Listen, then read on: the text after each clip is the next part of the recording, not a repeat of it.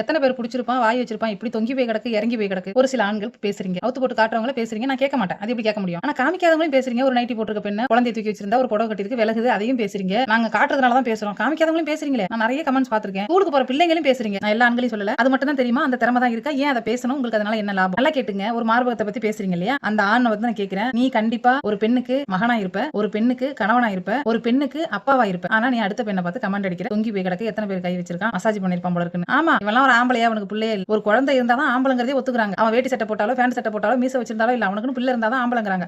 அப்படி உனக்கு பிள்ளை வேணும்னா நீ கைய வச்சு தான் அவனும், வாய வச்சு தான் ஆகணும். அதுதான் கடவுள் படைப்புல அப்படிதான் இருக்கு. அப்படி இருக்கும்போது அதையே நீங்க அதையே சொல்லி விமர்சனம் பண்றீங்க. நியாயமாலாம் கேக்குறீங்கல்ல, அதெல்லாம் கேளுங்க. நான் கேட்க போறது இல்ல. தேவையில்லாத சரக்கு அடிச்சிட்டு மதுவுல உட்காந்துட்டு வேலைக்கு போகாத சோம்பேறியா உட்காந்துட்டு முன்னாடி விட்டு பின்ன பேசுற ஒரு சிலருக்குலாம் இந்த பதில். மார்பகங்கிறது மசில்ஸ் நரம்பால ஆனது. இந்த மார்பகம்னு ஒண்ணு இல்லன்னா நீங்க எல்லாம் உருவாயிருக்கவே முடியாது. தாய்ப்பால் குடிக்காம எப்படி உருவாயிருப்பீங்க? அப்படியே தாய்ப்பால் குடிக்கலன்னா நீ கொஞ்ச நாள் செத்து போய் ஆரோக்கியம் இல்லாம. அதுல எலும்பு கிடையாது. உங்க அம்மாவுக்கும் அப்படிதான் இருக்கும், உன் பொண்டாட்டிக்கும் அப்படிதான் இருக்கும், உன் பொண்ணுக்கும் அப்படிதான் இருக்கும். அதை தெரிஞ்சுக்கிட்டு அடுத்தவங்க கமெண்ட் பண்ணுங்க.